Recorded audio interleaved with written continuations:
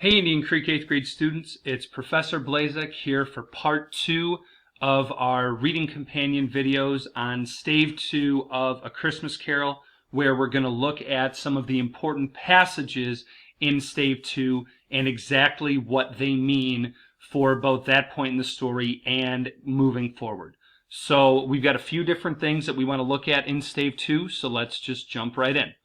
So the first set of passages we want to look at relate to the Ghost of Christmas Past, because obviously the Ghost of Christmas Past is the first spirit to visit Scrooge, and it is important to understand both the symbolism of the ghost itself and then just what the ghost is representing to Scrooge. So first of all, if we jump over here to our story, I want to look at this first highlighted bit, which is talking about the time at which the spirit is appearing to Scrooge. Now, Scrooge awakens and his clock starts to ring, and he goes on to count the number of tolls in the bell, and it ticks all the way up to 12, even though it was after 2 o'clock when he went to bed.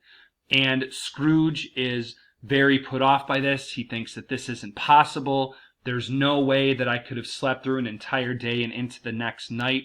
And this is important because the inconsistency of time when it comes to the spirits shows that the rules of time don't really apply when you're dealing with these spirits and dealing with both memory and the future, because obviously the three spirits represent ghosts of Christmas past, Christmas present, and Christmas yet to come. So the concept of time just really does not have much of a hold on these interactions between Scrooge and the spirits. And then if we move on down to page 12, when the spirit actually arrives to talk to Scrooge, it has a very curious appearance, because there's sort of this duality between the spirit looking like both a young child and an old man. You know, it talks about how the face is very tender, has no wrinkles, just looks like a very young child, but then its arms are very strong, very muscular, and it also has this jet of light that is coming out of the top of its head. Now, we talked about in the first video on Stave 2 how this represents the spirit looking very similar to a candle, and this is symbolic of enlightening Scrooge, enlightening him to his past actions and how they've made him into the man that he is today. And the spirit's overall appearance is very symbolic of this idea of memory, because the young appearance of memory, obviously, when we go back and see Scrooge, he is much younger than he was, and the past is obviously, when someone is in their earlier years. It's a time of innocence, a time of more purity, but this spirit also appears to be very strong and older, and this is representative of the power that memory has and the wisdom that can be imparted by viewing these memories. So that's why Dickens chose to represent the spirit as this sort of mashup of young and old, because these times in the past and these memories can do so many different things and serve so many different purposes that it really makes a lot of sense that even towards the bottom of the highlighted bit, it describes the spirit as sort of almost being shape-shifting, where one moment it appears to be one way, and then the next moment its appearance has completely changed, because the way that you can look at memories and the way that memories affect you can greatly vary even in short periods of time. Now, the next set of passages that we want to look at include changes to the young Ebenezer Scrooge. We touched on some of these changes in the first video, but it's very important to track the way that Scrooge changes from his boyhood years into his more adult years. So one of the first passages that we see, the first memory that we see from the Ghost of Christmas Past, is Scrooge as a schoolboy. And towards the bottom of this page, we see that while all the other boys are outside having a good time, celebrating, playing out in the snow, there's one lonely boy who is still inside reading. And of course, this is Scrooge. And so this shows that when he was a boy, he was very dedicated to his studies. And that gives the idea that, okay, maybe when he was a boy, he was only interested in schoolwork, and now, of course, that he's a man, he is only interested in work. But then we get this moment where his younger sister, Fan, comes in. This is towards the bottom of page 14, and she is talking to him and telling him that I've come to bring you home. We want our family to be whole again, because Father is so much kinder than he used to be, which suggests that obviously Scrooge's father wasn't always the kindest man, which might give us some insight as to what has made Scrooge so hardened in his old age. But Scrooge is talking to his sister, continuing on to page 15, and just really seems to care about his sister. He loves her. She means a lot to him. And even after this memory, when he's talking with the spirit in this highlighted section, talks about how his sister had such a large heart, she was such a good person, and she, of course, is the mother of Scrooge's nephew, Fred, and this just really has a big impact on Scrooge. But it shows that when Scrooge was a young man, he is capable of love, he is capable of caring of others, and he is, for lack of a better way of putting it, a relatively normal young boy.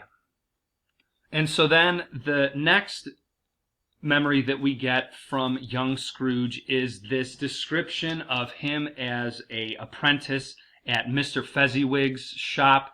He is taking part in this Christmas celebration, and it is just so glamorous. It sounds so much fun. It sounds so exciting. There are so many guests. There is a bunch of food that's being served. There's dancing. Everyone's having a good time. Scrooge sort of loses himself in the party. He's really enjoying himself. And he just cannot say enough about Mr. Fezziwig and the joy that he has brought to others when he's talking with his coworker after the party. He doesn't have any problem with the fact that they spent some money in order to make all these other people happy. He says that it's just a few pounds, it's not that big of a deal, and the happiness that he is creating is so entirely worth all of the money that they might have spent. So even in this young adult stage of Scrooge's life, he can appreciate Christmas, he can appreciate spending money in order to bring happiness, and he can appreciate doing things for others. And then we get another scene where we really see a big shift in young Scrooge, well, now really more like late 20s, 30s Scrooge, where in this highlighted section he is talking with a woman named Belle, who is his love interest. And at the top you can see that it says that his face had not the harsh and rigid lines of later years, but it had begun to wear the signs of care and avarice. There was an eager, greedy, restless motion in the eye, which showed the passion that had taken root and where the shadow of the growing tree would fall. So we can see that while Scrooge's appearance hasn't changed a ton, there is definitely a change on the inside of Scrooge, where he is beginning to be overtaken by greed. He is becoming obsessed with money, and that is exactly what Belle is telling him. She is telling him that another idol has displaced me, and when Scrooge asks her what idol has displaced you, she says, a golden one. So in other words, instead of me being the most important thing to you, now all you're thinking about is money. All you care for is money, and you have really pushed me aside, and I just cannot deal with this anymore. And at one point, as we go on, Belle even asks him at the top of page 18, she says, "Would you even bother to seek me out and try to win me in now?" Because Belle is not very rich. She's not bringing a whole lot of financial well-being into the relationship. It seems like the relationship was one that was mostly forged on love, which we all know that Scrooge now thinks that, relationships based on love are just foolish. And this is really a moment where Scrooge had something that was based on an emotional connection, and it seems clear to his love interest that this would not be enough to get him to be interested in her at this point in his life, because he has become so jaded and so obsessed with money. So this is really the big shift that we see in Scrooge, going from a man who can enjoy the company of others, who is celebrating the Christmas season, into this hardened and greedy businessman. And now finally, the last set of passages we want to look at are the changes in old Scrooge as he is taking in these memories. And so if we come back here to the early memories that the Spirit is showing Scrooge, we can see that when Scrooge realizes this place in this second little highlighted section, it says that he was conscious of 1,000 odors floating in the air, each one connected with 1,000 thoughts and hopes and joys and cares long, long forgotten. And then the ghost tells him, "Your lip is trembling, and what is that upon your cheek?" And so we see that this first flood of emotions is even enough to get Scrooge to sort of break down. He is starting to tear up. And as he continues to go through and watch these boys run past, it talks about his eyes glistening, that he begins to sob because these memories are just so powerful for him that he just cannot deal with the emotions that are connected to him. And this is important because obviously these are probably emotions that Scrooge has not been able to experience in quite some time. And so it's important that we talked about, again, the ghost enlightening for him both the past, but also now enlightening for Scrooge the emotions that he has been unable to experience because he has become such a hardened and greedy old man.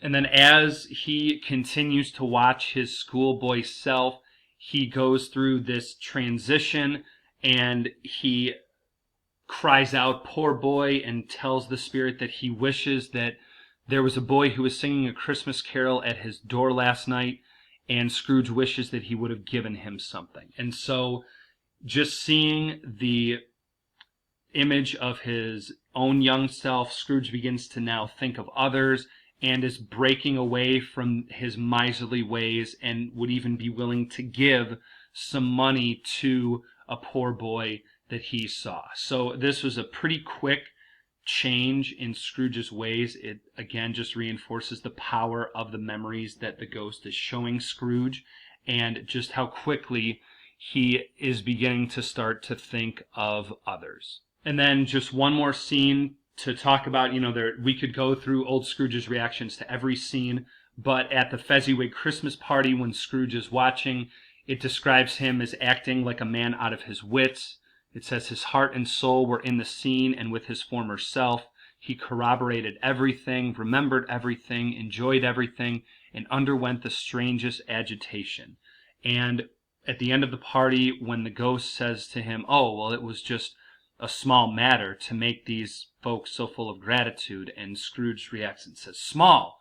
Like, he can't believe that the ghost would refer to this joy that the Fezziwigs brought to people as small. And this just really is now showing Scrooge's change in his thinking process towards Christmas. He's beginning to appreciate all the good things that Christmas can bring. And obviously when he is reliving the party, he is just acting like a completely different person, really, really enjoying himself. Now, if you go back through and look at Scrooge's reaction to his breakup with Belle, he becomes really uncomfortable, really upset. I think it's because this is showing to him the negative effects of his new outlook on life and really just brings his breakdown full circle. That's it for this video, looking at the important scenes from Stave 2. I'll be back soon with a couple videos on Stave 3. But until then, this has been Professor Blazek signing off.